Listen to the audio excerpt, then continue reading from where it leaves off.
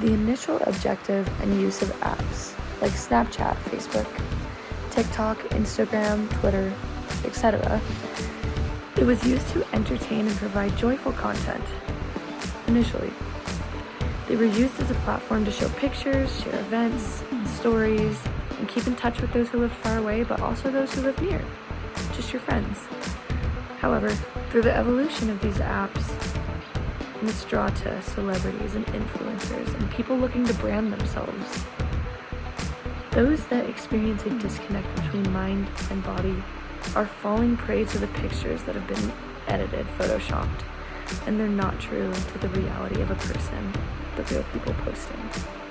Matthew Shulman, who is a plastic surgeon from New York, has seen an increase in the number of his clients bringing in filtered photos from celebrities and just social media, asking that they make them look like this. This represents an unrealistic view on what they want to achieve through plastic surgery.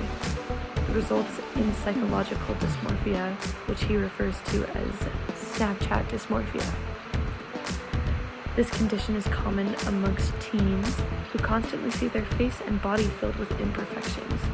Social media has a tendency to make the youth feel that one needs to be attractive, skinny, or muscular, or athletic, which all leads to decline in mental health through constant comparison. It is a path to clinical depression, anxiety, and low self-esteem, sadly. Furthermore, a lot of people think of BDD, which is body dysmorphia disorder, as an eating disorder, when in all reality it is actually classified as an anxiety disorder. Body dysmorphia and eating disorders can go hand in hand. It kind of becomes a vicious cycle of calorie counting, not eating, or even bulimia, which is binging and purging. As stating in the Gray Matters Journal, body dysmorphia is seen to start in children as young as 12 years old. It's more commonly found in people around 16 or 17, but it is found in people as young as 12. Body dysmorphia is a truly interesting disorder because the flaws that these individuals see are not always what others see. Usually it's imaginary to what these individuals see. But people that have BDD are often those people that will walk by a mirror 100 times a day and just body check themselves, just to make sure that they think that they look okay.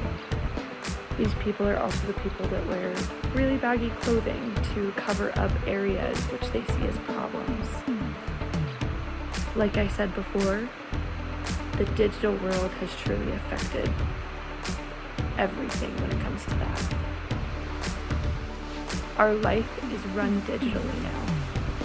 Amongst people my age, mostly with social media, we are able to do so much. We can order food, we can browse clothing, we can even contact friends that are halfway across the world.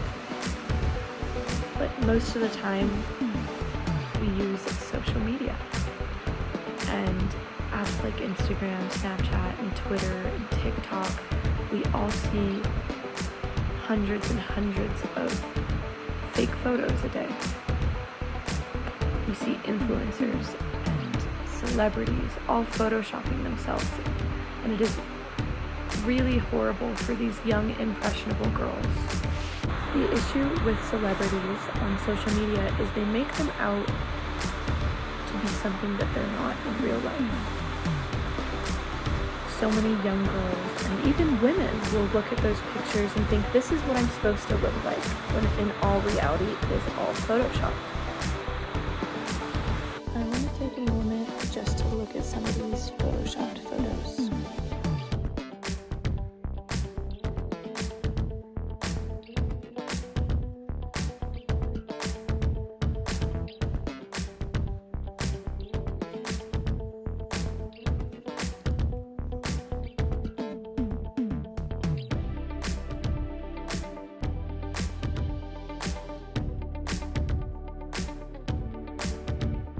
Like I said, it is damaging to not only young girls, but even adults.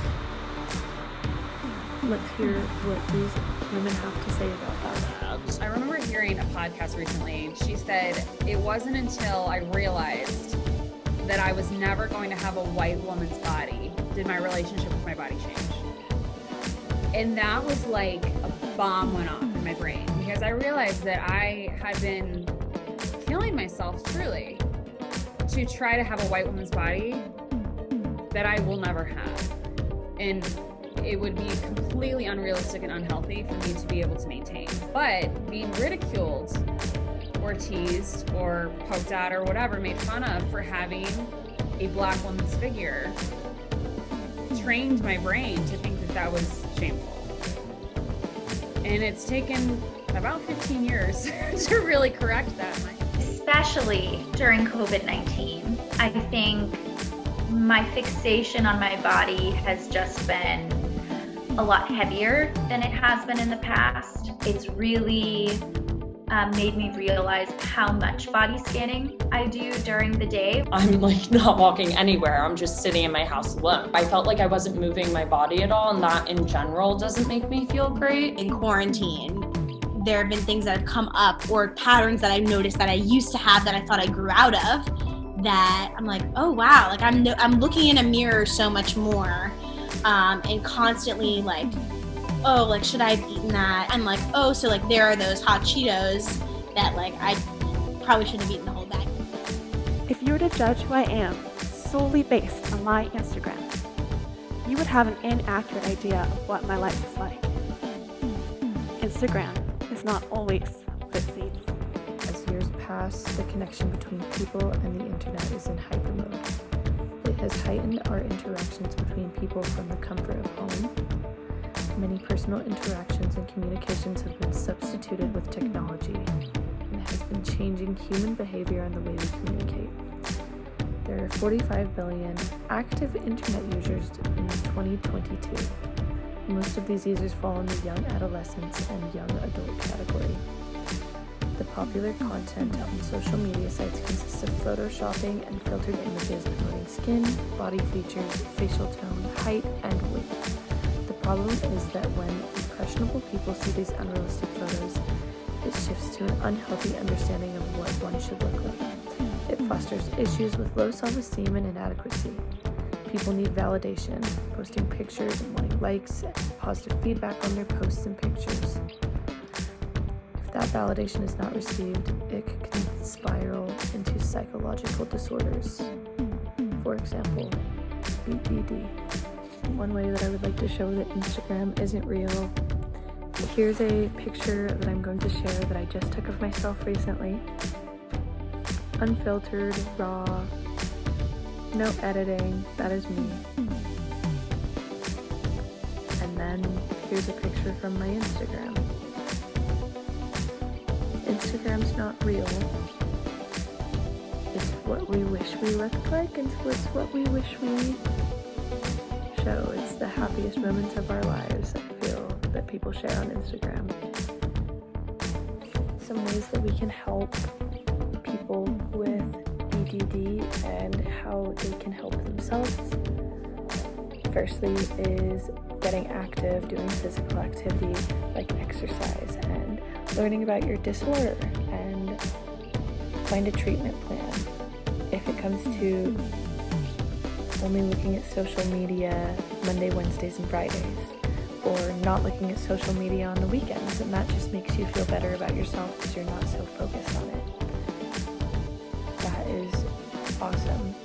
You have to find with these type of disorders what helps you. It is not single to any one person.